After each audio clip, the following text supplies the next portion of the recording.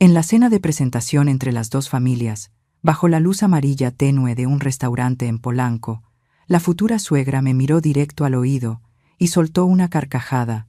Parece que lleva accesorios de robot. Ni tiempo tuve de respirar cuando mi hijo dejó los cubiertos y dijo con voz helada: «Solo es una broma, mamá, no exageres». Me quedé ahí sentada, con la lluvia nocturna de México, cayendo tras el vidrio, sin decir palabra. Solo toqué el aparato auditivo como quien roza una herida vieja. Pero a la mañana siguiente, cuando se firmó un papel en silencio, todos en su familia se quedaron pálidos, y eso apenas era el comienzo. Tengo 65 años. Soy doña Elena, una viuda que vive en silencio en Guadalajara y que debe usar un aparato auditivo después de muchos años de enfermedad y esfuerzo. Yo pensaba que, después de enterrar a mi esposo, criar a mi hijo y entregarle todo lo que me quedaba, lo más difícil de mi vida ya había pasado. Pero me equivoqué, porque hay dolores que no vienen de la enfermedad ni de la pobreza, sino de la misma persona a la que llamé hijo. Escuché un pitido. No venía de afuera, estaba justo dentro de mi cabeza. Un sonido agudo, cortante, como metal raspando un vidrio roto. Llevé la mano, con los dedos temblando, hacia mi oreja izquierda, tratando de ajustar la pequeña perilla del aparato auditivo. Toda la mesa guardó silencio. Las lámparas de cristal del restaurante Pujol, uno de los más caros en Polanco, Ciudad de México, iluminaban las copas de vino tinto oscuro como sangre. Un silencio mortal cubría el mantel blanco. Sentía sus miradas. No era compasión, era juicio, como buitres mirando a una criatura vieja y moribunda en medio del desierto. «Mamá», susurró Diego. Levanté la vista.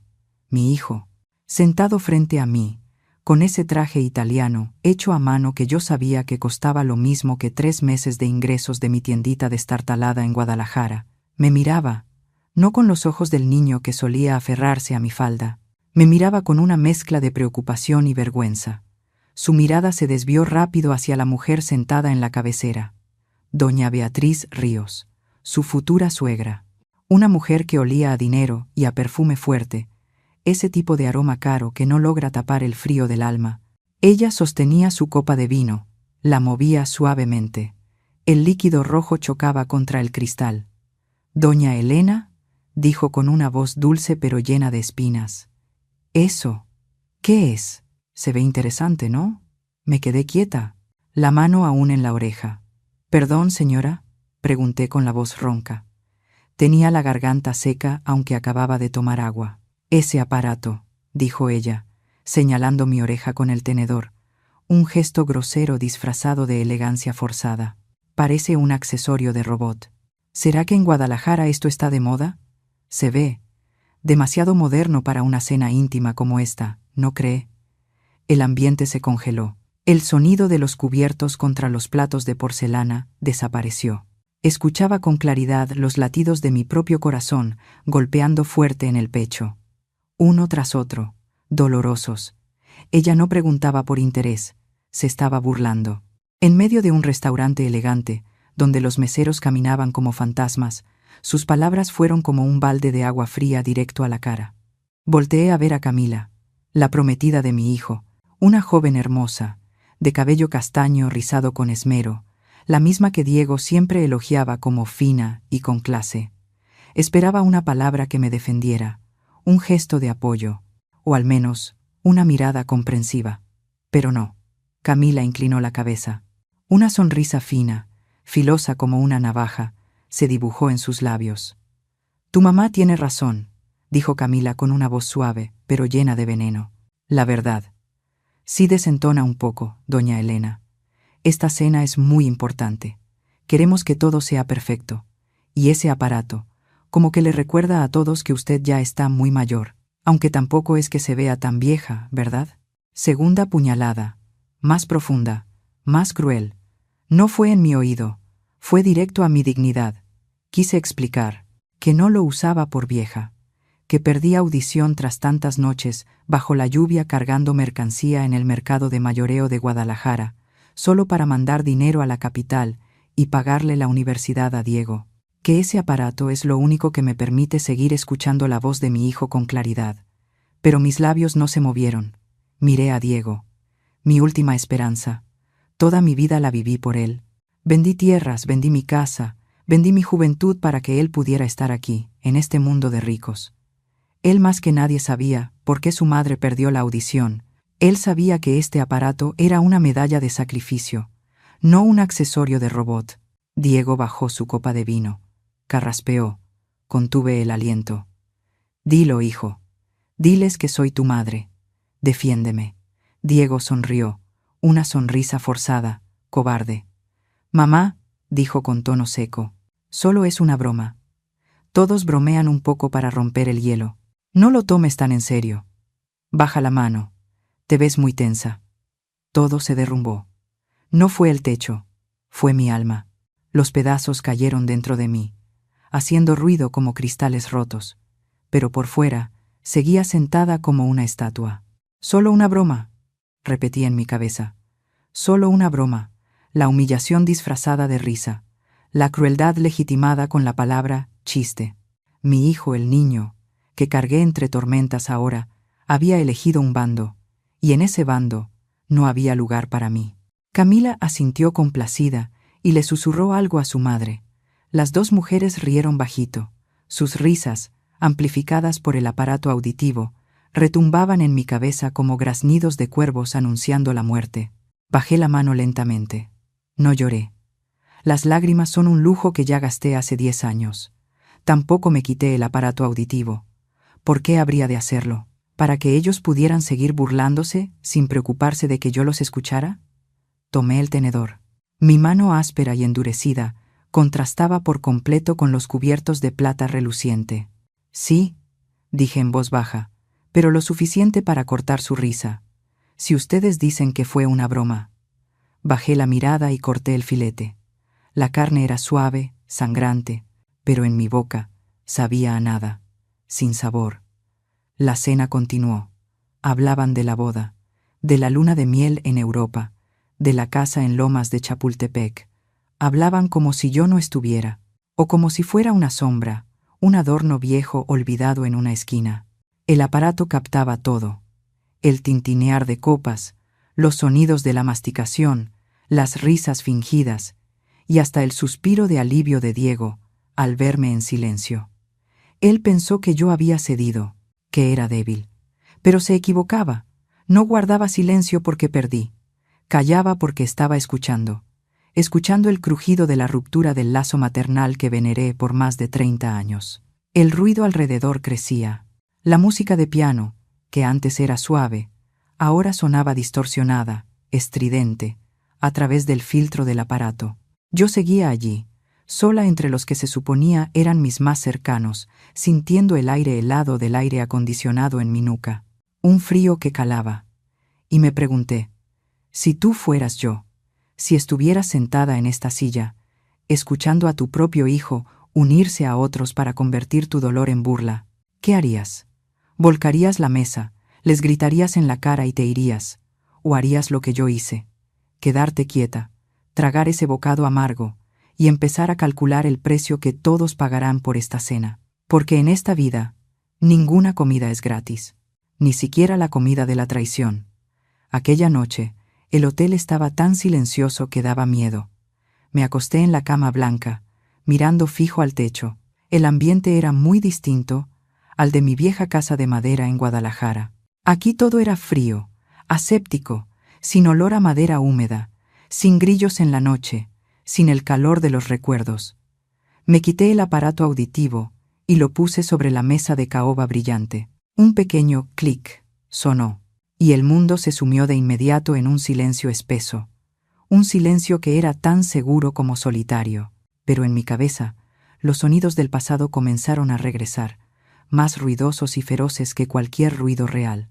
Recordé el día que murió mi esposo, un día de lluvia torrencial en Jalisco.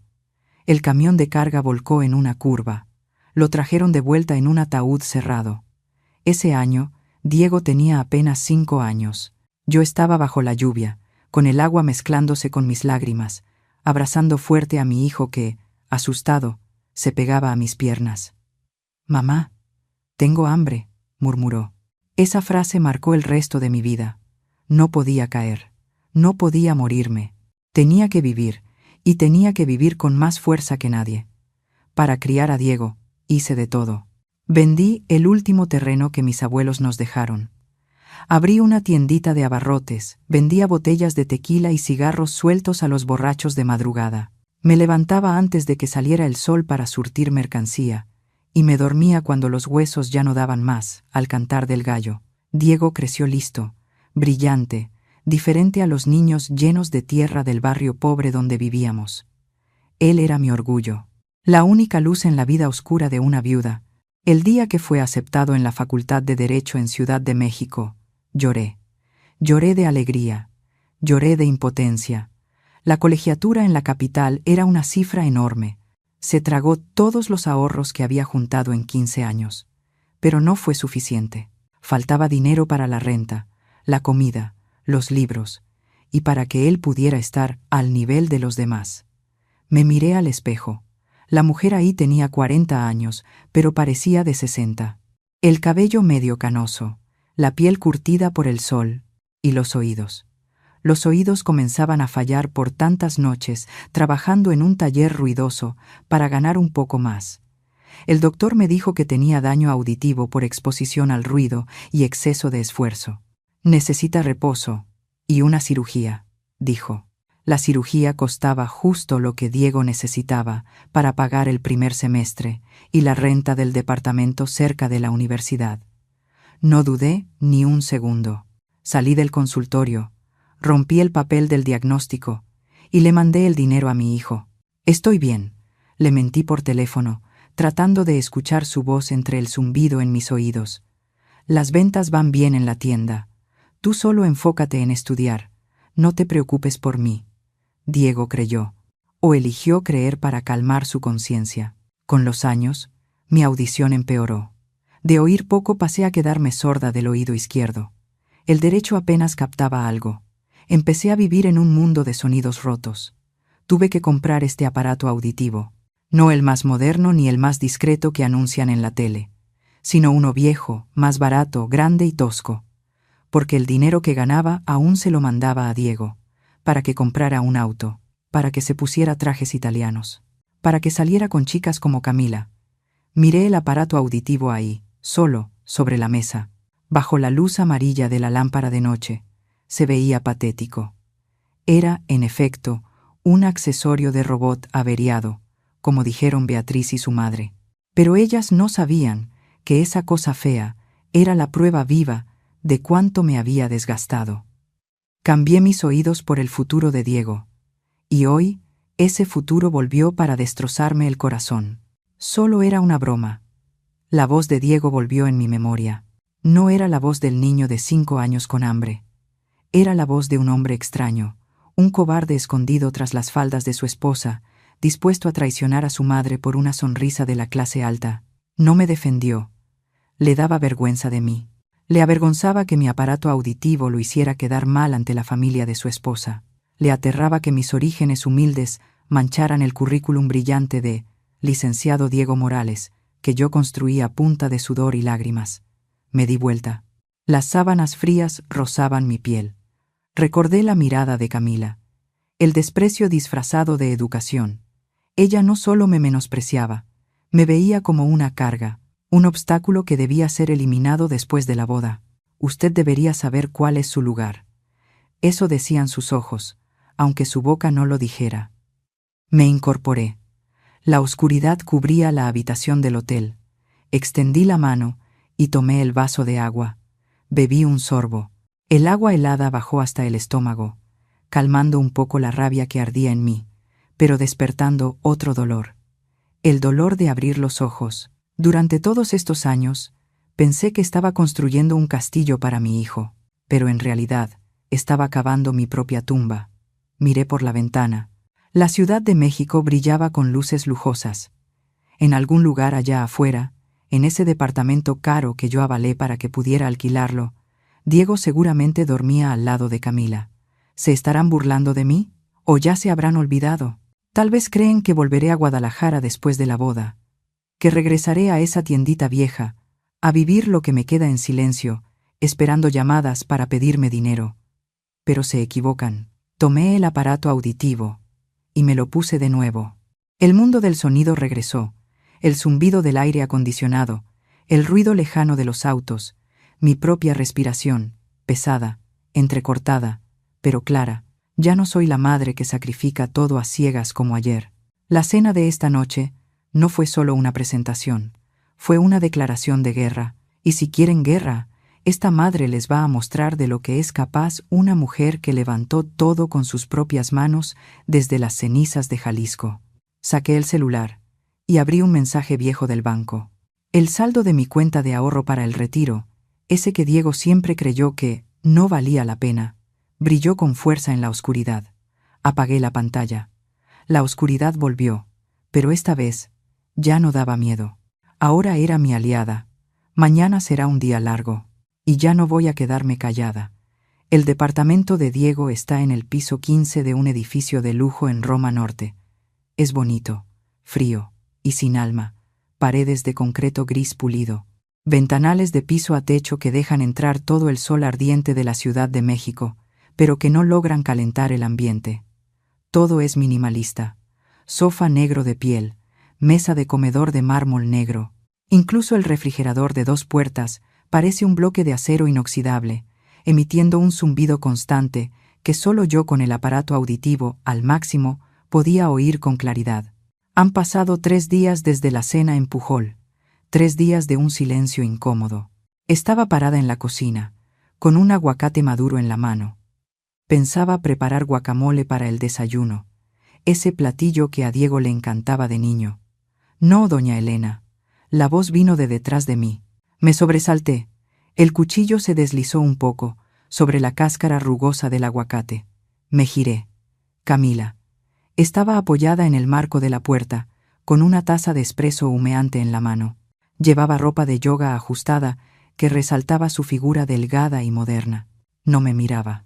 Tenía la vista fija en la pantalla del iPad. Nosotros no desayunamos eso, dijo, sin levantar la cabeza. Hablaba rápido. Las palabras se le pegaban unas con otras, resbalando. Tiene muchas calorías. Además, a Diego le choca el olor a cebolla en la mañana. ¿No se acuerda? Apreté fuerte el mango del cuchillo. A Diego nunca le molestó la cebolla. Creció con comidas llenas del aroma a cebolla y ajo que yo cocinaba. Disculpa, dije, tratando de sonar tranquila. Solo pensé que... ¿Sí está escuchando bien? Camila me interrumpió. Esta vez sí levantó la vista. Sus ojos pasaron por mi rostro y se detuvieron en mi oreja izquierda. Una mirada de lástima fingida, tan falsa que daba náuseas. Creo que no escuchó bien. Lo que quise decir es, no, moleste. Remarcó cada palabra, lento, como si hablara con una niña con retraso mental. Luego se dio la vuelta. Ese acto de darse la vuelta es el castigo más cruel para alguien con problemas de audición. Cuando alguien te da la espalda, el sonido se bloquea. Ya no puedo leer los labios, me quedo fuera de la conversación. Ella lo sabía. Me quedé ahí, inmóvil. El ruido de la cafetera chilló. La televisión en la sala transmitía las noticias de la mañana. Todos esos sonidos chocaban contra mi oído artificial, formando un revoltijo de ruidos que dolía. Diego salió del cuarto. Se acomodó la corbata. El olor fuerte de su perfume Santal 33 llenó el ambiente. Me vio ahí parada, con el aguacate a medio cortar en la mano. Vio la cara fría de Camila. Entendió lo que acababa de pasar. ¿Y qué hizo? Se inclinó y le dio un beso en la mejilla a Camila. «Buenos días, amor», dijo. Luego me miró a mí. Un leve asentimiento de cabeza. Rápido. «Mamá, ¿ya está despierta?» «Más tarde, deja los platos. Va a venir la señora del aseo por horas». «No los toque. Camila es bien especial con eso. Le da cosa que se rayen las vajillas. Que se rayen las vajillas. Le preocupa que su esposa se enoje por una rayita en un plato, pero no le importa que su madre tenga una herida abierta en el corazón». «Sí», respondí. Breve. Guardé el aguacate en el refrigerador. La puerta de acero se cerró de golpe. ¡Pum! Un sonido seco, como el de una tapa de ataúd. Por la tarde, el ambiente se volvió más tenso. Estaban en el comedor hablando de la lista de invitados para la boda. Yo estaba sentada en el sofá, fingiendo leer una revista de arquitectura que no entendía. Pero mis oídos estaban atentos. El aparato auditivo captaba cada palabra con su zumbido molesto.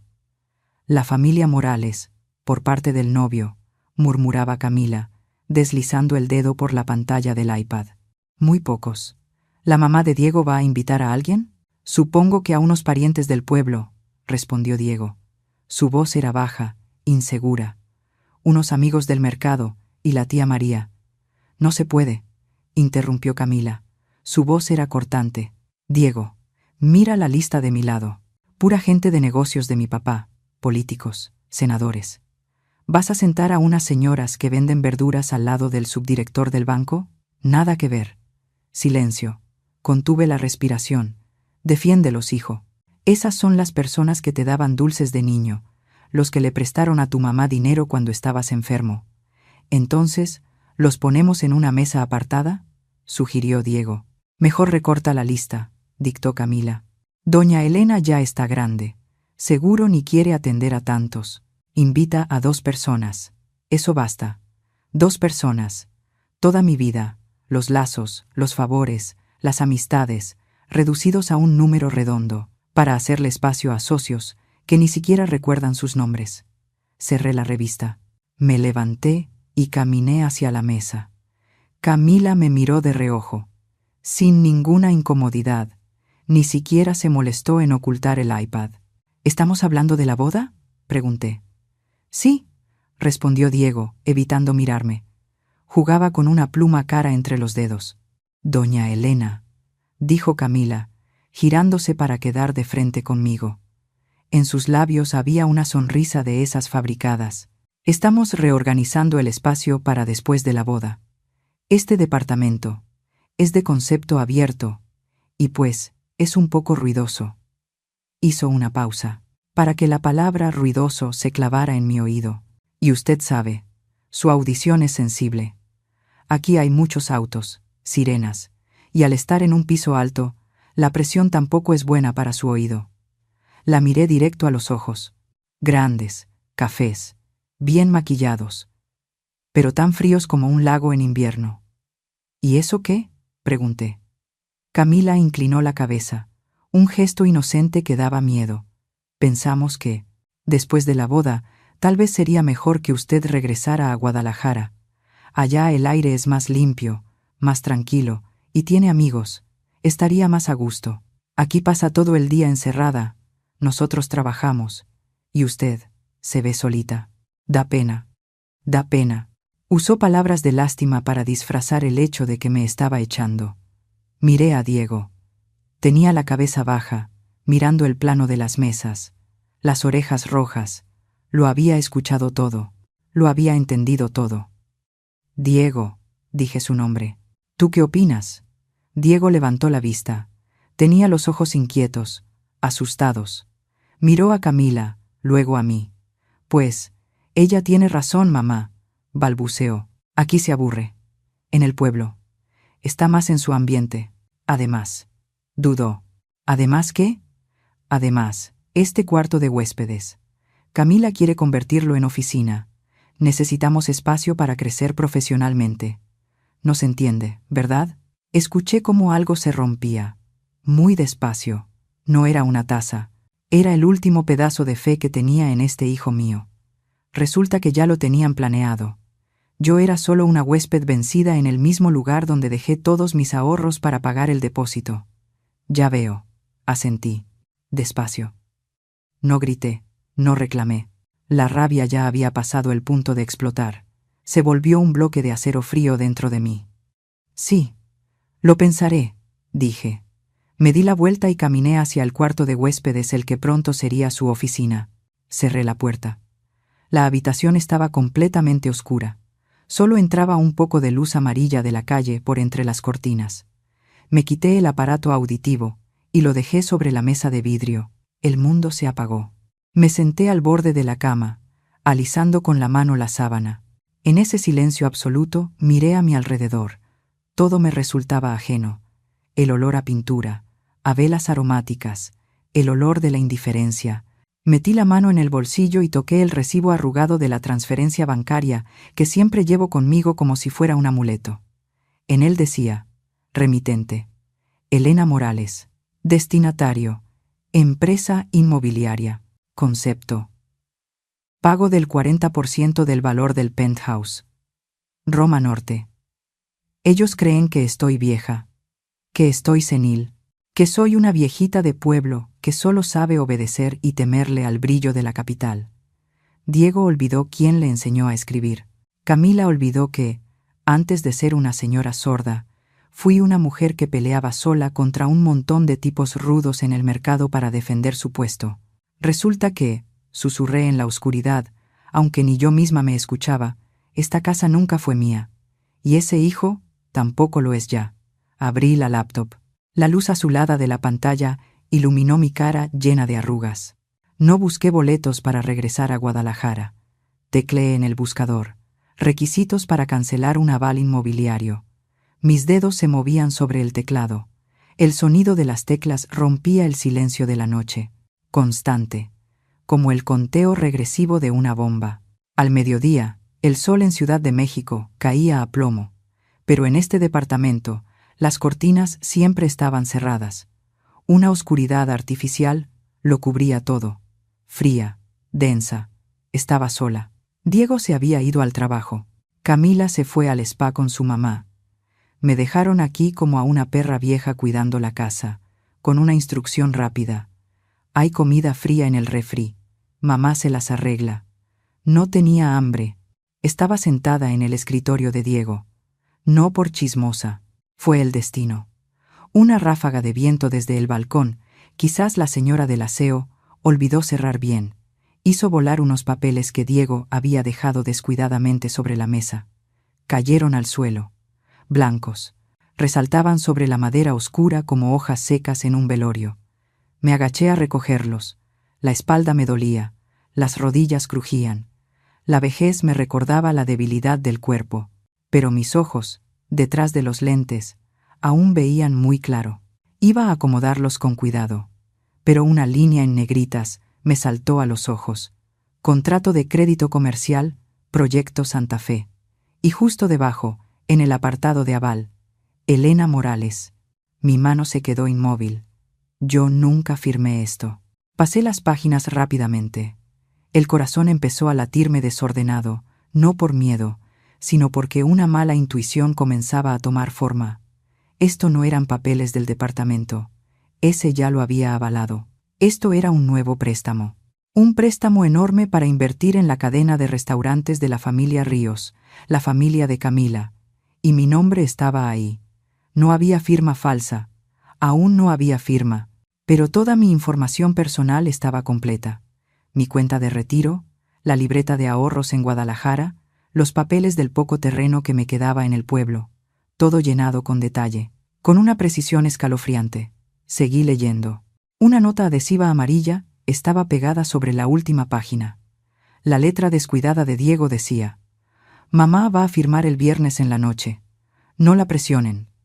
Hay que esperar a que se ablande. Ablandarse. Solté los papeles. Cayeron al suelo sin hacer ruido, pero me aplastaron el pecho como una piedra. Así que eso era. Las pocas palabras amables, las cenas de presentación, incluso traerme hasta aquí, todo era un montaje. No necesitaban a una madre. Necesitaban un aval. Diego estaba endeudado. Yo sabía que gastaba de más, pero nunca imaginé que tanto. Su crédito estaba destrozado. Y la familia de Camila, con toda su apariencia elegante, también estaba desesperada por dinero. Y me vieron a mí, la viuda de Guadalajara con los ahorros de toda una vida, como una oveja gorda lista para el sacrificio. Ting. El sonido de un mensaje entrante en el iPad que Diego había dejado cargando sobre la mesa. La pantalla se iluminó en la penumbra. No debía leerlo. Pero la conciencia de una madre ya había sido asesinada por la verdad un minuto antes. Toqué la pantalla. Mensaje de amor. ¿Ya lograste que la vieja firme? Mi mamá está presionando. Si el dinero no entra esta semana, el proyecto se cae. Apúrate y luego mándala de regreso al pueblo. Ya me tiene harta ver su aparato auditivo. Leí una y otra vez. La vieja. Mandarla. Su aparato auditivo. No lloré. Fue extraño. Pensé que me derrumbaría, que gritaría, que la llamaría para insultarla. Pero no. Una calma helada empezó a correr por mis venas. Era como aquella vez frente a la tormenta, viendo cómo el viento arrancaba el techo de casa y sabiendo que llorar no servía de nada. Solo la acción podía salvarme. Saqué mi celular. La mano ya no me temblaba. Tomé fotos de cada página del documento. Claras, completas. Tomé captura del mensaje de Camila. Luego volví a acomodar los papeles exactamente como estaban. Un poco desordenados, un poco descuidados. Como si el viento nunca hubiera pasado, como si esta madre vieja y despistada no se hubiera enterado de nada. Regresé a mi cuarto y cerré la puerta. Me puse el aparato auditivo. Llamé a un número que no marcaba desde hace años. «¿Hola?», respondió una voz grave anciana. «¿Doña Elena? ¿Es usted?». «Hola, licenciado Mendoza», dije. Mi voz era firme, sin un atisbo de duda. Mendoza era un abogado ya retirado de Guadalajara, el que me ayudó con los trámites cuando murió mi esposo. El único en quien confiaba para temas legales. «¿Pasa algo, Elena? Hace mucho que no sabía de usted». «Necesito su ayuda», dije, mirando fijamente la pared blanca sin alma. «Quiero revisar todos los poderes que firmé a nombre de Diego hace 5 años. Y quiero redactar un nuevo documento». «¿Qué tipo de documento?». «Revocación de aval. Y bloqueo de mis bienes personales». Del otro lado hubo un momento de silencio. Se escucharon papeles moverse. «¿Está segura, Elena? Diego es su único hijo. Si hace esto, él lo pierde todo». Cerré los ojos. Vi la imagen de Diego corriendo a mis brazos cuando era niño, y luego se desvaneció. En su lugar, vi a Diego sentado en el restaurante Pujol, riéndose mientras su esposa me llamaba accesorio de robot. «Él me perdió hace tiempo, Mendoza», respondí. «Ahora solo estoy recuperando lo que es mío». «De acuerdo, lo prepararé. Pero tenga cuidado. Si están desesperados, pueden actuar sin pensar». «Lo sé». Colgué. El sonido de la cerradura resonó en la sala. Ya estaban de vuelta. Tacones golpeando el piso de madera. Toc, toc, toc. Risas. «Mamá, ya llegamos». La voz de Diego sonaba alegre. Falsa. «¿Estás en casa? Te trajimos ese pastel que tanto te gusta». «¿Pastel?». Pensó que un pastel podía comprarse una firma de millones de pesos. Pensó que yo valía tan poco. Me levanté, me acomodé la ropa, me alisé el cabello, me miré al espejo. La mujer reflejada no sonreía. Sus ojos eran hondos, cargados de una tormenta a punto de estallar. Pero me puse una máscara, la máscara de una anciana distraída, dócil y resignada. Abrí la puerta y salí. «Aquí estoy», dije con voz débil. Me quedé dormida un ratito. ¿Ya regresaron? Diego se acercó y me rodeó los hombros. Su perfume era intenso, pero esta vez también percibí el olor de la traición. «¿Qué se te antoja cenar hoy, mamá?». Sonrió, mirando de reojo el montón de documentos sobre el escritorio. Al ver que seguían intactos, soltó un suspiro de alivio. «Sí», sonreí, una sonrisa torcida. «Lo que sea está bien, con tal de que la familia se siente junta». «Come, hijo», pensé. «Come bien, porque tal vez estas sean las últimas comidas que puedas tragar en esta falsa tranquilidad». Camila estaba detrás de Diego, mirándome fijamente. No sonreía, observaba, pero solo veía el aparato auditivo. No veía que lo había apagado desde antes de salir del cuarto. Ya no necesitaba escuchar sus mentiras. Ya había visto su oscuridad por dentro. Y ahora, el juego de verdad comenzaba. La lluvia empezó a caer sobre la Ciudad de México. Las gotas pesadas golpeaban los ventanales del penthouse, dejando marcas deformes. Afuera, las luces de la ciudad se desdibujaban, como una pintura al óleo quemada con ácido. Me senté a la cabecera de la mesa. Frente a mí no había una cena, sino un grueso expediente, bien ordenado dentro de una carpeta de piel azul oscuro. Era viernes, el día decisivo que Diego había anotado. El ambiente estaba tenso como un cable a punto de romperse. Diego caminaba de un lado a otro por la sala, con un vaso de mezcal en la mano, el hielo chocando contra el vidrio. Bebía sin parar. El alcohol no lo hacía valiente, solo más inquieto, de una forma patética. Camila estaba sentada frente a mí.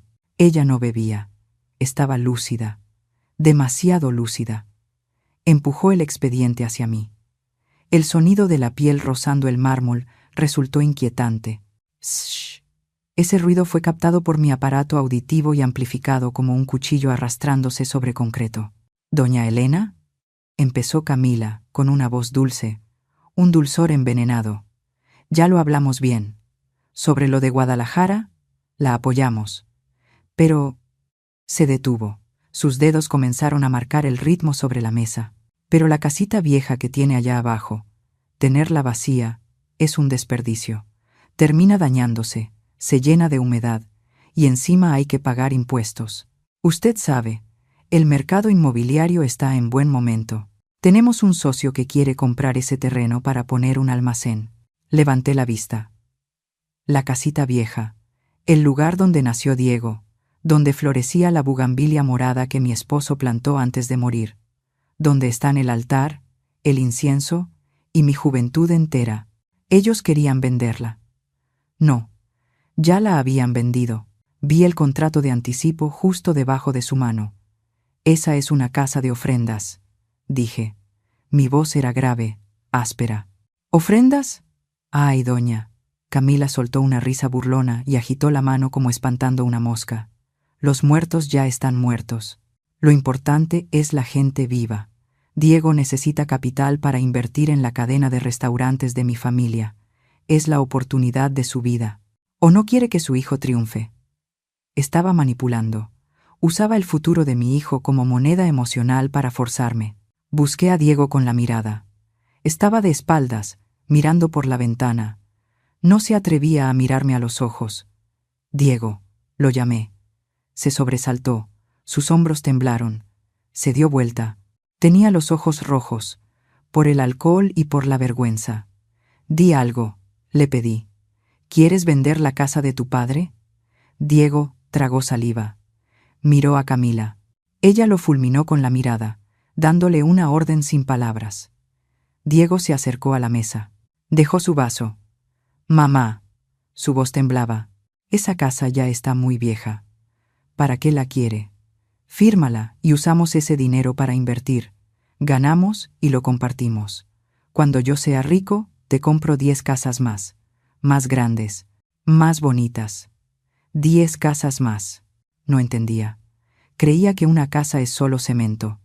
No entendía que al vender esa casa estaba cortando sus propias raíces. Estaba rompiendo el último lazo con su pasado, con su padre muerto. «¿Estás seguro?», le pregunté por última vez. Le estaba dando una oportunidad. Una última para dar marcha atrás. «Firma, mamá».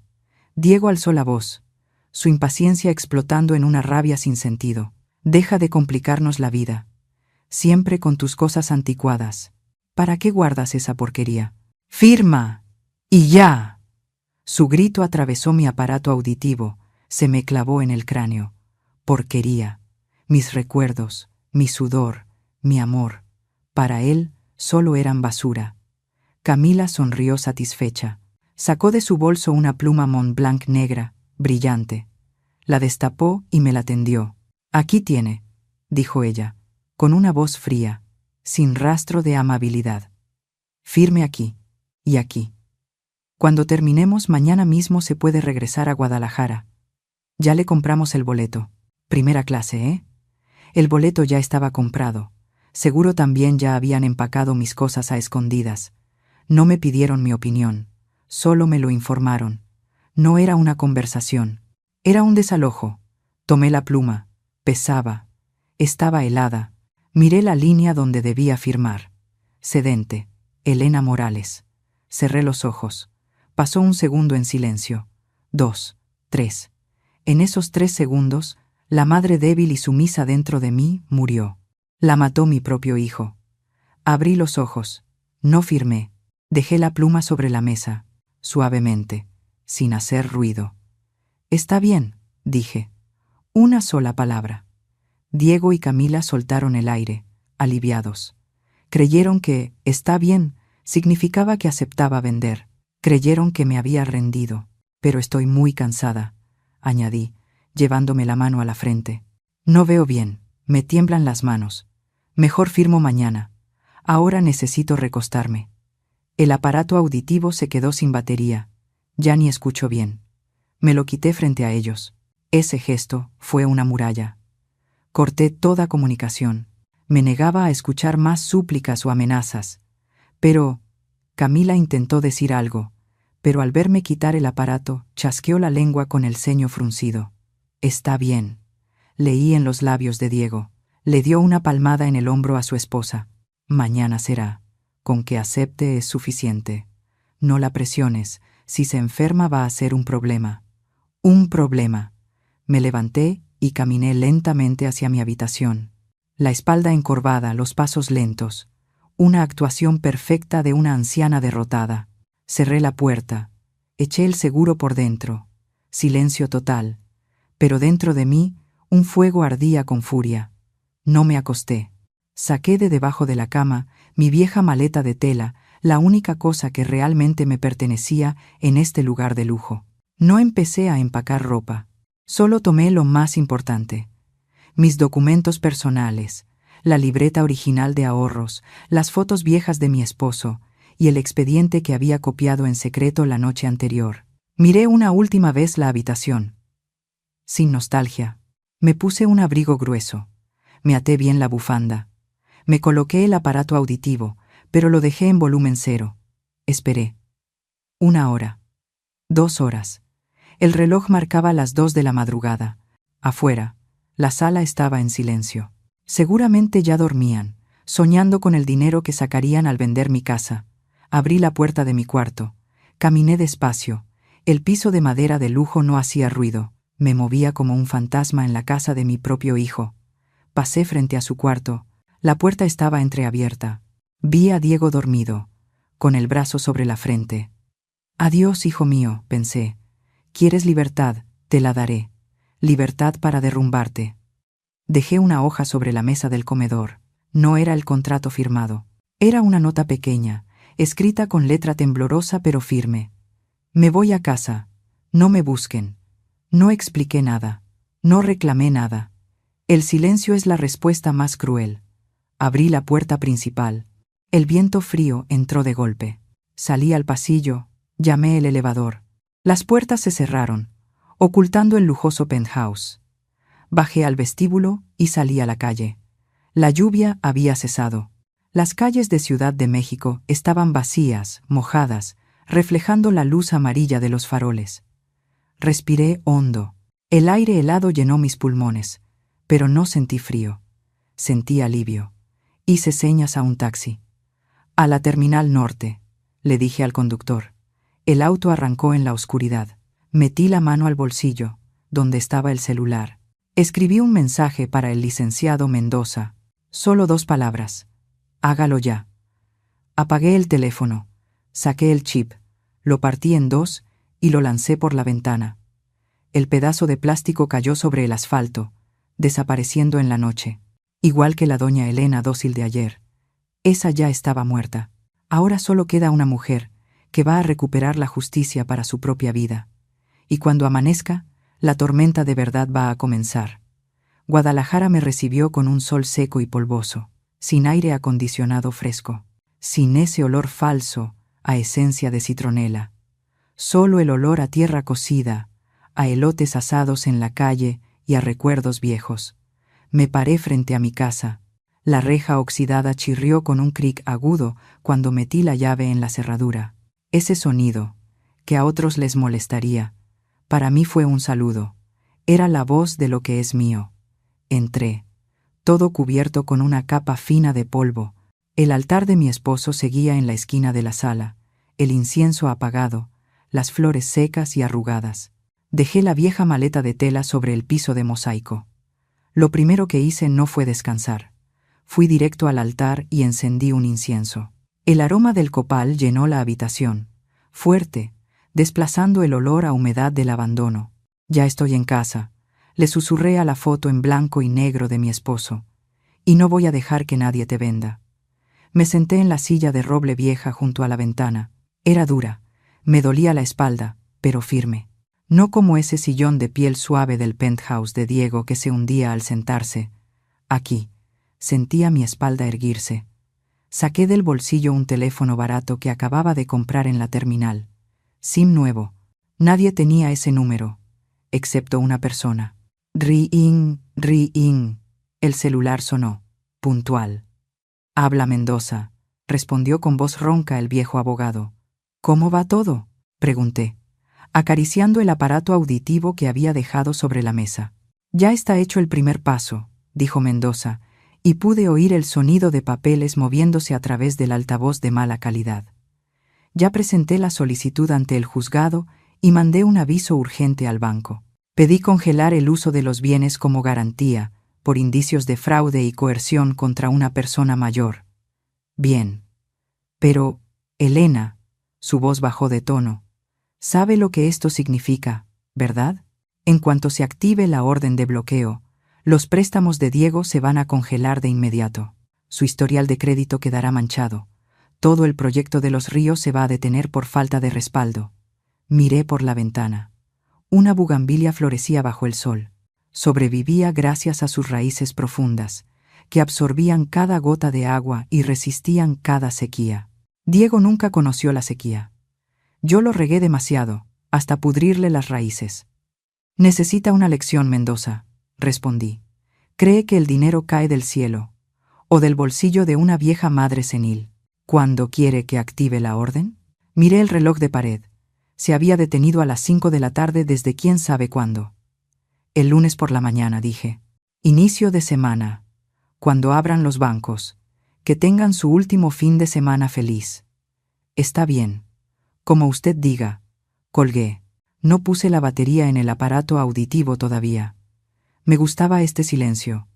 En ese silencio, empecé a limpiar. Quité el polvo de la mesa. Barrí la casa. Lavé cada vaso, cada taza, cada barrida sobre el piso de mosaico. Era como barrer los restos de mi debilidad. Ya no soy esa madre vieja que solo sabe sacrificarse. Soy la dueña de esta casa y la dueña de mi destino. Cayó la noche y Guadalajara se volvió fría. Encendí la vieja laptop. El internet apenas funcionaba. Entré a mi correo personal, esa cuenta que Diego pensaba que yo ni usaba. La bandeja de entrada estaba llena de notificaciones. De Diego, de Camila. No los abrí. Solo leí los asuntos. ¿Dónde estás, mamá? Te fuiste al pueblo. ¿Por qué no nos avisaste? Mamá, contesta. Necesitamos tu firma para un documento urgente. Vieja loca, ¿dónde estás? Ese venía de una cuenta rara, pero yo sé que fue Camila. El pánico ya estaba subiendo. Ellos aún no sabían lo que hice. Solo estaban asustados porque su presa desapareció justo antes de firmar la sentencia de muerte financiera. Podía imaginar la escena en el penthouse ahora mismo. Diego seguro estaba desesperado, llamando a las centrales de autobuses, preguntando a los vecinos del pueblo. Camila seguro estaba rompiendo cosas, gritándole a su marido por no saber controlar a su madre. Sonreí. Una sonrisa seca. Saqué mi aparato auditivo. Bajo la luz amarilla, con un algodón con alcohol, lo limpié con cuidado. Cada rincón, la gomita, el micrófono, la bandeja de la pila. Camila y su hijo lo llamaban el accesorio robótico. Les daba asco. Lo veían como un símbolo de vejez, de discapacidad. Pero esta noche lo vi diferente. Era mi oído, mi arma. Limpié toda la suciedad invisible, las burlas, las risas despreciativas que se habían pegado a él con el tiempo. Coloqué una pila nueva. Clic. Una lucecita verde parpadeó. Me lo puse en la oreja. El sonido volvió. El canto de los grillos en el jardín. El viento colándose por la rendija de la puerta. El tic-tac del reloj al que acababa de cambiarle la pila. Claro. Nítido. Ya no estaba sorda. Ahora lo oía todo. Incluso las peores conspiraciones que escondieron a mis espaldas. Abrí una nueva pestaña en el navegador. Entré al sitio del banco en línea. Escribí la contraseña. Inicié sesión. El saldo de mi cuenta de ahorros seguía intacto. Diego no había alcanzado a tocarlo porque no tenía la nueva firma autorizada. Hice una transferencia. No era mucho, solo lo suficiente para vivir tranquila unos meses. Lo moví a una cuenta secreta en otro banco. El resto, la mayoría de mis bienes, incluyendo la propiedad de las tierras, ya estaba bajo el expediente de congelamiento de Mendoza. En la pantalla apareció: transacción exitosa. Cerré la laptop. Me levanté y preparé una tetera de té de manzanilla. El vapor subía suave, con un aroma cálido. Levanté la taza y tomé un sorbo. El té amargo al principio, pero con un regusto dulce. En Ciudad de México, ellos toman vino caro y café de máquina muy elegante. Pero apuesto a que en este momento tienen la garganta seca. Miré el celular de teclas en la mesa. Seguía apagado. No lo había encendido. Mañana es domingo. Iré a misa. Rezaré por el alma de mi esposo. Y también rezaré por Diego. Rezaré para que tenga la fuerza de aguantar la tormenta que viene. Porque esta tormenta no la trajo el cielo, la trajo su propia madre. Apagué la luz. La casa quedó en penumbra, pero esta vez no me sentí sola. En la oscuridad, escuché los pasos de la justicia acercándose. No hacían ruido. Y justo por eso daban más miedo. Ellos aún no saben quién está detrás de todo. Siguen pensando que esto es solo el berrinche de una vieja terca que se fue al pueblo. Que lo sigan creyendo 24 horas más. El castigo más dulce siempre necesita tiempo para hacer efecto. Lunes, 9 de la mañana, hora de apertura del sistema bancario en Ciudad de México, en Guadalajara. Yo estaba regando las plantas. Las macetas de cactus en la ventana estaban completamente secas tras varios días sin dueña. El agua se filtraba en la tierra con un shh suave. En la capital, apuesto a que Diego estaba frente al módulo VIP del Scotiabank en Santa Fe. Seguro llevaba su mejor traje, su loción más cara, listo para recibir la buena noticia del gran desembolso. Arranqué una hoja amarilla. La apreté. Al otro lado del país, la bomba de tiempo empezaba a estallar. Diego tamborileaba los dedos largos sobre el mostrador de mármol. El ritmo se aceleraba. «¿Qué tanto tardan?», murmuró, mirando su reloj Rolex. La empleada del banco, la que siempre saludaba al licenciado Morales, con una sonrisa de catálogo, hoy lucía extraña. No sonreía. Miraba fijamente la pantalla, fruncía el ceño, tecleaba sin parar y levantó el teléfono interno para llamar al gerente. Diego sintió un escalofrío recorrerle la espalda. Pasaron 5 minutos, 10.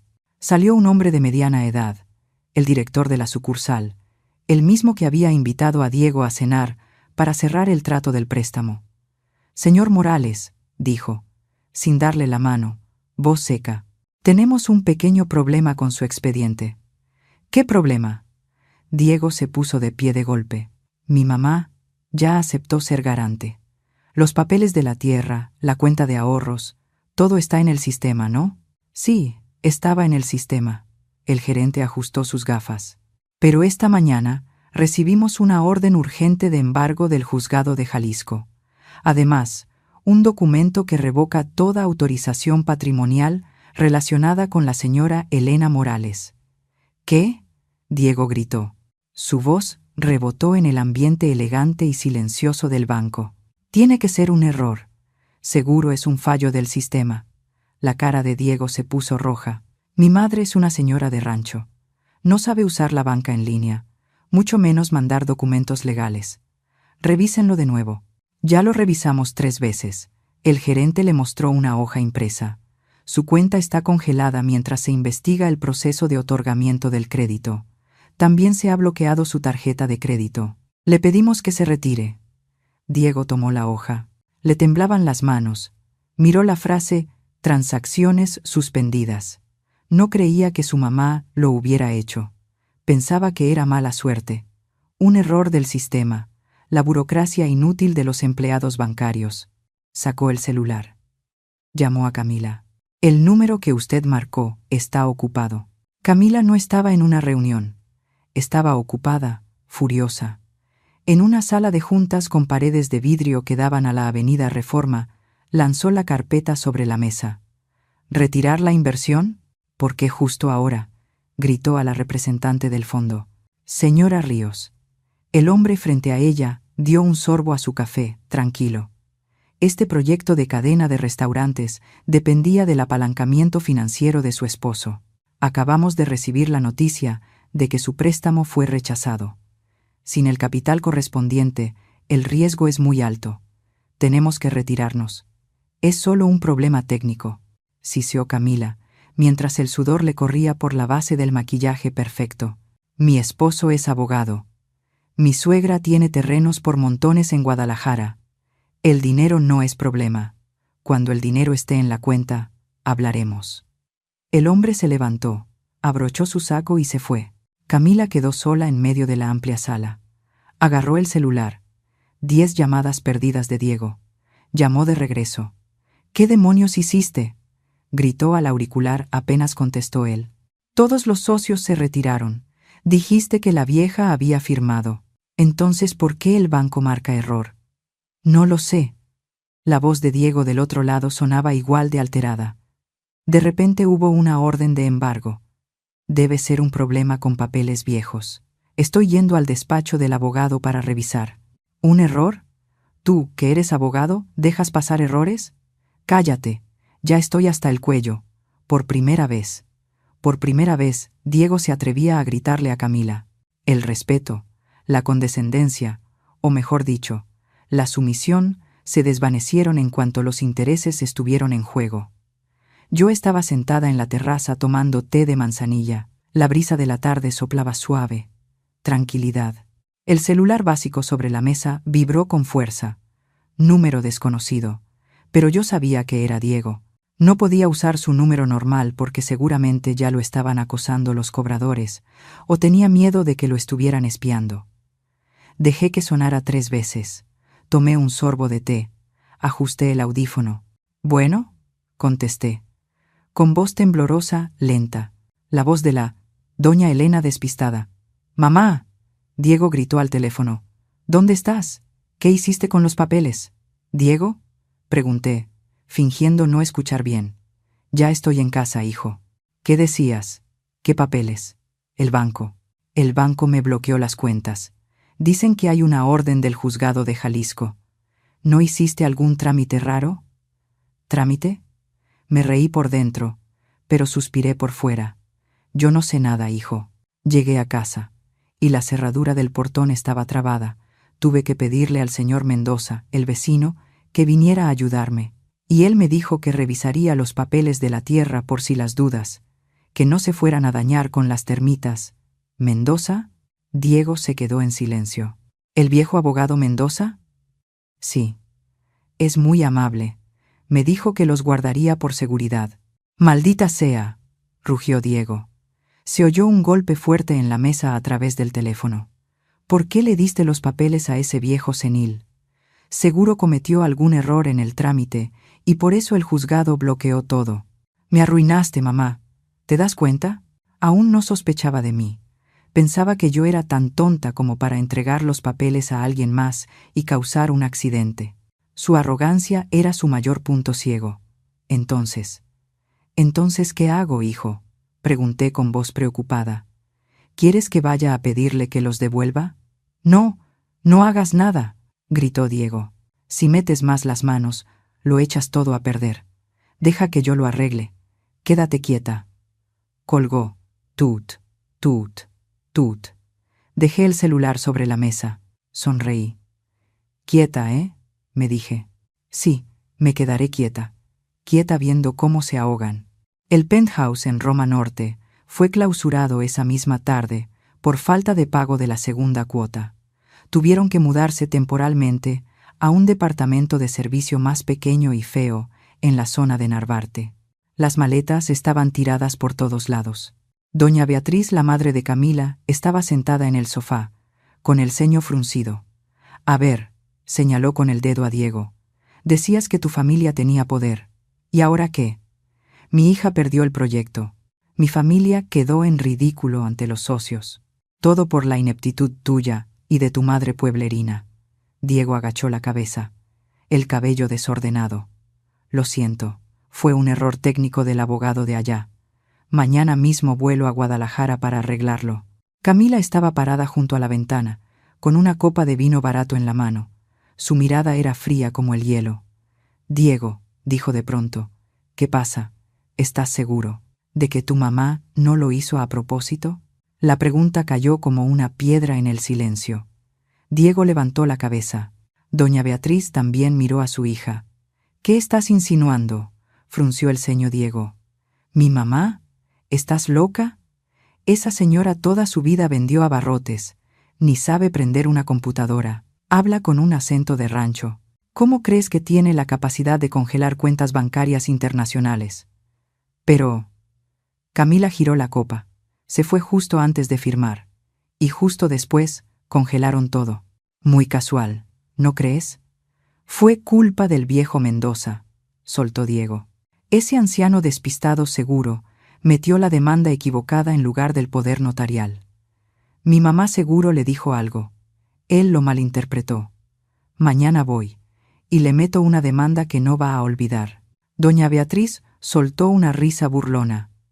Está bien, anda, ve a arreglar el desastre campirano de tu familia.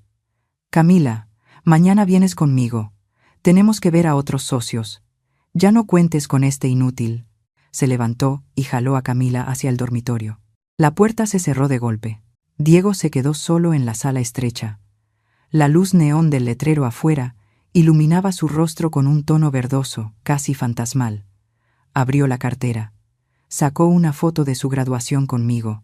En la imagen, yo sonreía feliz con un ramo barato en las manos.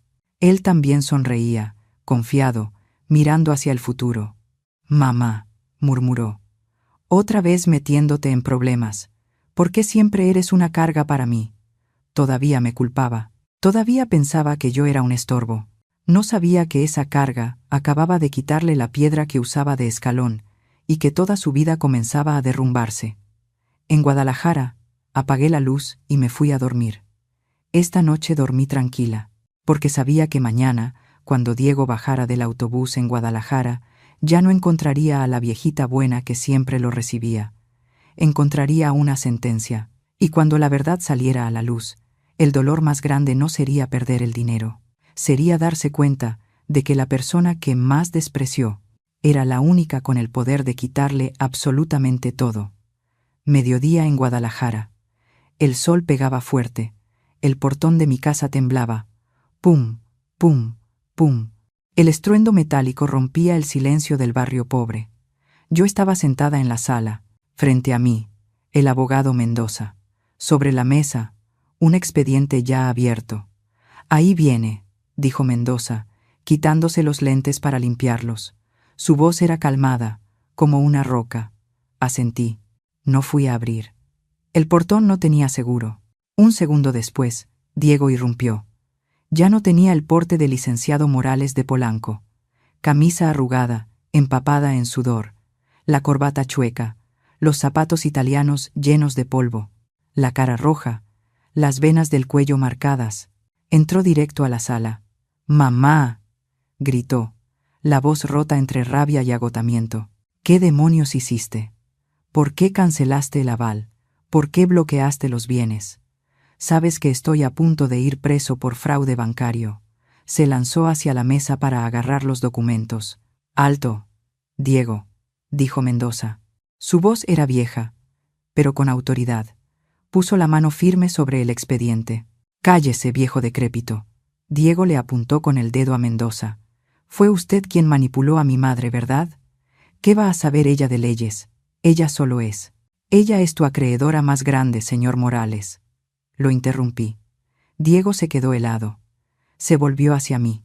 Por primera vez en años, no lo miré con súplica ni con ternura. Lo miré con los ojos de una mujer que se enfrentó sola al mundo para criarlo. Fría, firme, lúcida. «Mamá, ¿qué dijiste?», tartamudeó. Me puse de pie, despacio. Me llevé la mano al oído y subí el volumen de mi aparato auditivo al máximo. Dije: «Siéntate». Mi voz no fue fuerte, pero pesaba como una tonelada. Diego dio un paso atrás y se dejó caer en la silla frente a mí. ¿Crees que porque estoy vieja, estoy confundida?, le pregunté, mirándolo directo a los ojos. ¿Crees que porque estoy sorda, no escuché a tu esposa llamarme vieja naca? ¿Crees que no supe que planeabas vender esta casa para tirar el dinero en ese agujero negro que es la familia Ríos? Diego abrió la boca. El sudor le caía por la frente y goteaba al suelo. ¿Tú escuchaste todo? Sonreí. Una sonrisa amarga. Este aparatito, señalé mi oído. Ustedes se burlaban de él, lo llamaban el chip de robot, pero gracias a él supe exactamente lo que llevan en el corazón. Tiré sobre la mesa el montón de fotos de los papeles del préstamo y los mensajes de Camila. Las hojas volaron por el aire, blancas, como banderas de rendición. Diego leyó el mensaje. Hay que mandar a la vieja de regreso al rancho. Se quedó pálido. Yo no lo decía en serio, murmuró. No mientas más, lo interrumpí. Tú no firmaste esa traición porque odias a tu madre. Lo hiciste porque eres un cobarde. Te da más miedo que tu esposa se enoje que el hecho de que tu madre pueda morirse. Miré a Mendoza y asentí. Mendoza deslizó un documento hacia Diego. Esta es la revocación definitiva, dijo Mendoza. Todas las propiedades y ahorros de doña Elena han sido transferidos a un fideicomiso de retiro. Usted no tiene derecho de herencia, ni puede usarlo como garantía. El banco ya lo confirmó. Está oficialmente en bancarrota. El celular de Diego vibró con fuerza en su bolsillo. Lo sacó. En la pantalla aparecía el nombre: Camila. Me miró, buscando ayuda. Contesta, le dije. Vamos a ver qué eres para ella cuando ya no seas un cajero automático. Diego, temblando, contestó y puso el altavoz. Diego, ¿dónde demonios te metiste? La voz de Camila gritó desde el teléfono, aguda y distorsionada. Los del banco acaban de ir a sellar la oficina. Mi mamá me echó de la casa. Dijo que no va a albergar a estafadores. Haz el favor de decirle a tu madre que desbloquee los bienes. Ahora mismo. Diego no respondió. Me miró. Yo seguía sentada, sin expresión. ¿Hola? ¿Me escuchas? Inútil. Diego colgó. Dejó caer el brazo. El teléfono golpeó el suelo. Toc. La habitación quedó en silencio. Solo se oía el ventilador del techo chirriando. Mamá, susurró Diego, y las lágrimas empezaron a caer. Me mataste. No, Diego. Respondí con una calma extraña. No te maté. Solo corté el cordón umbilical. Quería ser adulto. Quería ser el jefe. Entonces párate sobre tus propios pies. No te sigas parando sobre mi espalda. Mi espalda ya se rompió. Se derrumbó sobre la mesa y sollozó. El llanto de un niño grande, al que le quitaron su juguete favorito. Me levanté y caminé hacia la ventana. Miré el jardín, donde la bugambilia seguía floreciendo roja bajo el sol. No te perdí por una broma en una cena, dije sin volverme. Te perdí en el momento en que decidiste reírte con ellos. Y el precio de esa risa es todo lo que hoy tienes. Le hice una seña a Mendoza. Puede retirarse, dijo el viejo abogado, poniéndose de pie y abriendo la puerta. Diego se levantó, tambaleándose. Me miró por última vez. Yo no miré de vuelta. Mi espalda era delgada, pero recta. La puerta se cerró tras él. Me quité el aparato auditivo. El mundo quedó en silencio. Cerré los ojos. Por fin cayó una lágrima. Solo una. Caliente. Rodó por mi mejilla arrugada. La justicia se había cumplido. Entonces, ¿por qué dolía tanto? 3 semanas después, empezó la temporada de lluvias en Guadalajara. Las lluvias persistentes lavaron el polvo, suavizaron el calor, pero también humedecieron las paredes viejas. Vivo sola. La vida volvió a su ritmo de siempre. Por la mañana al mercado, por la tarde cuidar las plantas, por la noche escuchar la radio. Pero hay algo distinto. Ya no espero la llamada de Diego. Ya no me sobresalto con cada timbre. El silencio en esta casa ahora es paz, no soledad. En Ciudad de México, según me contó Mendoza, todo quedó hecho pedazos. A Diego le suspendieron temporalmente la cédula profesional por estar implicado en fraude de documentos crediticios. Tuvo que vender su reloj, el coche y la ropa de marca para pagar deudas con intereses diarios. Ahora está alquilando un cuartito diminuto en la periferia de Iztapalapa, un lugar al que antes ni siquiera se dignaba mirar. Y Camila, tal como lo imaginé. La familia Ríos se lavó las manos de inmediato. Para ellos, un yerno sin dinero es un extraño. Camila presentó la demanda de divorcio. No soportó vivir en un cuarto húmedo, sin empleada doméstica, ni tardes de té. Se fue, llevándose las últimas joyas que le quedaban. Diego se quedó con las manos vacías. Vacías en el sentido más literal. Sin dinero, sin esposa, sin prestigio y sin madre. Una noche sonó el teléfono fijo. Yo estaba tejiendo un suéter. El invierno ya se acercaba. Descolgué. ¿Bueno? Del otro lado hubo un silencio largo. Solo se oía una respiración pesada y el golpeteo de la lluvia sobre un techo de lámina en algún lugar. Mamá. La voz de Diego. Ronca, cansada, sin rastro de arrogancia. Hola, Diego, respondí, sin soltar las agujas de tejer. Estoy comiendo sopa instantánea, dijo, una frase sin sentido, la misma que tú hacías antes. Pero no me queda rica como a ti. No respondí. Camila se fue, continuó. Me dijo que soy un pobre diablo. Tiene razón, le dije, fría pero sincera. Diego soltó una risa amarga. Sí, es verdad. No tengo nada. El título de abogado, el coche bonito, el departamento caro, todo era tuyo o prestado. Yo solo era un cascarón vacío. El silencio se alargó. Oí cómo aspiraba por la nariz. Mamá, su voz tembló. No llamo para pedirte dinero. Sé que no me darías. Ni siquiera me atrevo a pedirlo. Entonces, ¿para qué llamas? Solo quería decir que te extraño y que lo siento. Una disculpa. 3 palabras sencillas. Pero necesitó perder toda su fortuna, su carrera y su matrimonio para poder decirlas. Lo siento por haber sido un cobarde. Continuó. Lo siento por haber dejado que se burlaran de ti. En ese momento, solo quería verme elegante, encajar con ellos. Te negué como madre a cambio de una imagen falsa. Cerré los ojos, sentí un nudo en el pecho. Un dolor mezclado con alivio se expandió dentro de mí. Había despertado. Esta caída fue dolorosa, pero necesaria. Si yo siempre lo hubiera sostenido, nunca habría aprendido a caminar. Ya escuché, dije. ¿Me perdonas, mamá?, preguntó, con una voz frágil llena de esperanza. Miré por la ventana oscura. ¿Perdonar? Sí. ¿Qué madre no perdona a su hijo? Pero perdonar no significa olvidar, y mucho menos volver a lo de antes. Ya no estoy enojada contigo, Diego, dije despacio, pero la confianza es como este aparato auditivo. Una vez que se cae y se rompe, aunque lo arregles, el sonido nunca vuelve a ser tan claro como antes. Al otro lado se oyeron sollozos ahogados. Lo entiendo, lo entiendo. Duerme, hijo, le dije. Mañana tienes que trabajar para ganarte la vida. No dejes que la vida te vuelva a tumbar. Colgué. Miré el suéter que estaba tejiendo. Gris ceniza, el color de Diego. Suspiré y seguí tejiendo. La aguja pasaba por el hilo, constante, paciente, como la paciencia con la que voy a esperar. Esperar el día en que él realmente se levante desde las cenizas. 6 meses después, Día de los Muertos. Toda Guadalajara se llenó del color naranja de las flores de cempasúchil. El aire olía a incienso, pan de muerto y cera derretida. Estaba preparando el altar para mi esposo.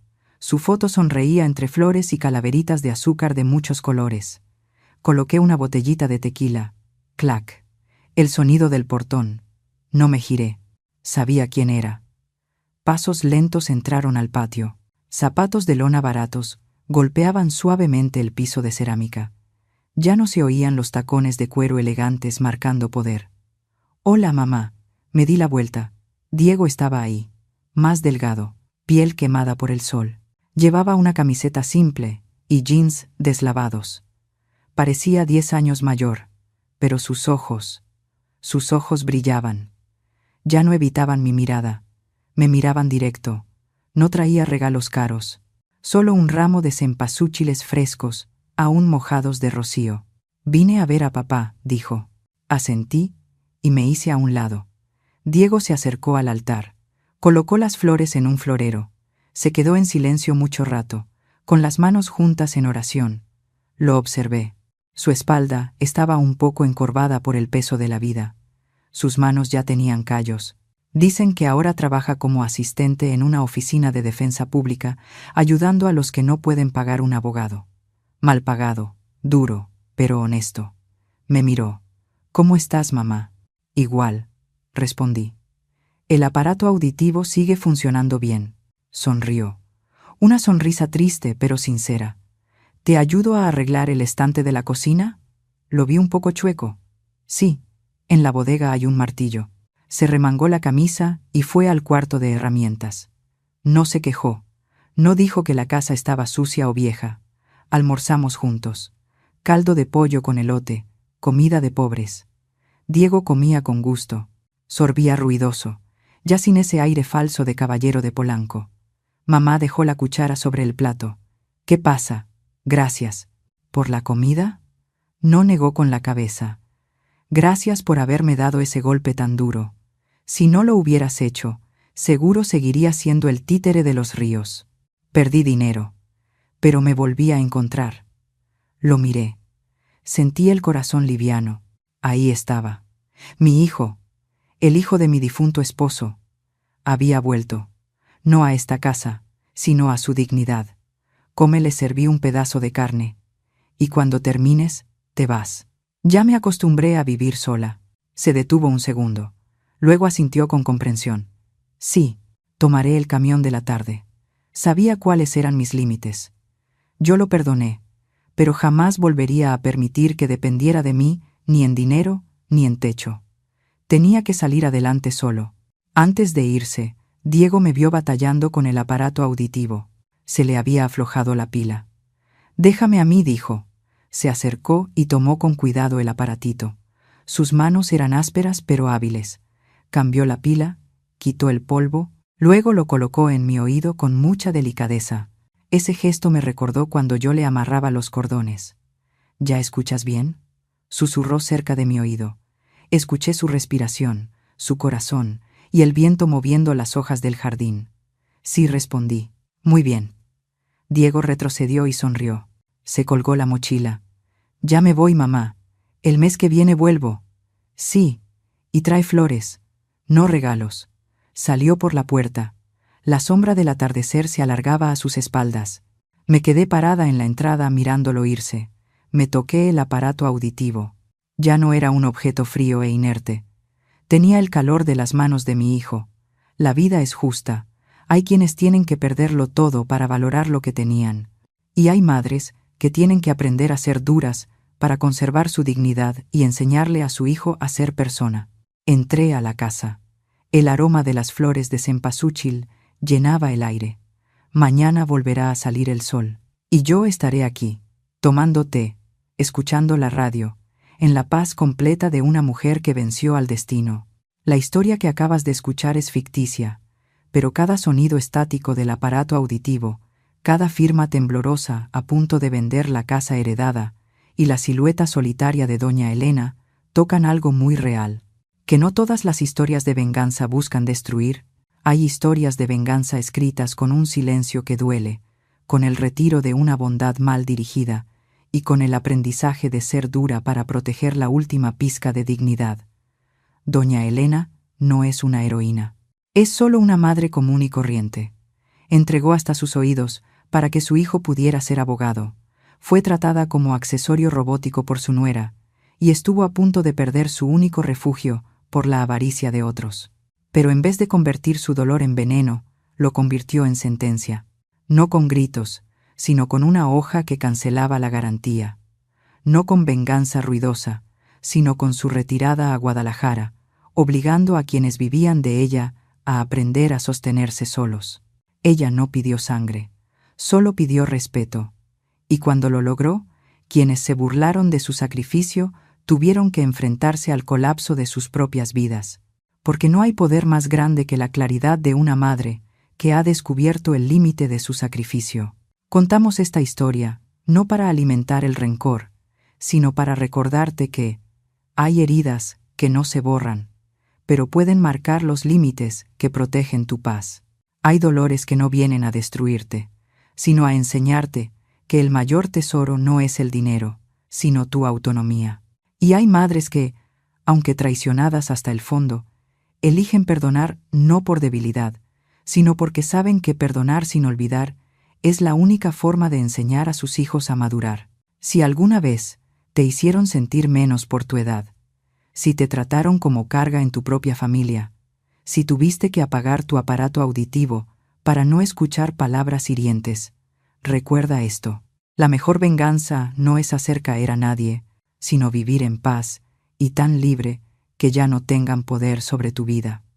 Y si en tu corazón queda un poco de fe en la justicia, comparte esta historia, porque quizá, en algún lugar, hay una madre sentada sola frente a un plato frío, necesitando saber que en estas historias de venganza, la verdadera ganadora no es la que más tiene, sino la que se atreve a soltar todo para conservar su dignidad.